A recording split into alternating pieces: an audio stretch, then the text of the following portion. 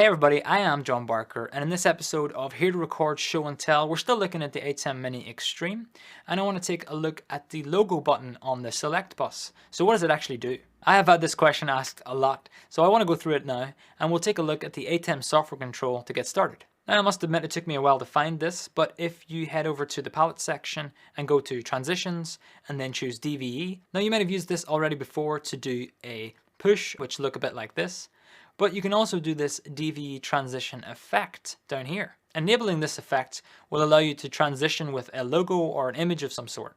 If we head over to my media pool, you can see I have an image loaded up already, which is actually an alpha PNG with a thick grey line down the middle. I'll just load that into my media player 1 slot, and then I'll also load this slightly fancier version into my media player 2 slot, which will come in handy a bit later. I can go back to my DVE transition and choose Media Player 1. I'll also make sure to activate the DVE transition type and press enter on the keyboard. You can see that my ATEM has transitioned between these two sources, and it's added that image between the two to hide the cut.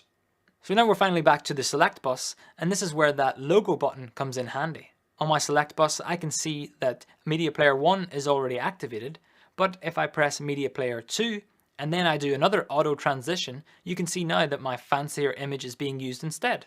So in a nutshell, the logo button on the select bus is actually choosing what logo or image you want to use to hide that DVE transition. But there is more. You might not want to use the media pool to do this, you might in fact want to use a video source instead. So I've connected a video source up to my ATEM and I have this looping background playing. Now it is fully black on either side, and then all of the good stuff is in the middle, which is important, and you'll see that now. On the select bus, I'll go to logo again, and then I'll make sure that my looping background is selected instead. Now when I run the transition, you can see it looks like this instead.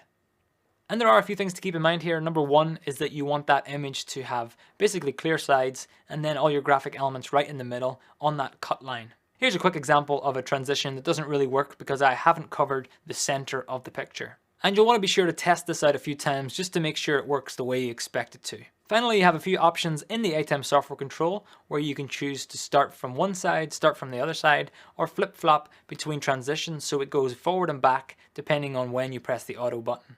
So I hope you found that useful on finding out what the logo button does on the select bus. We're still waiting to see what the sting button does, but someday we might find out. And I guess I'll see you in the next video. All the best. Bye bye.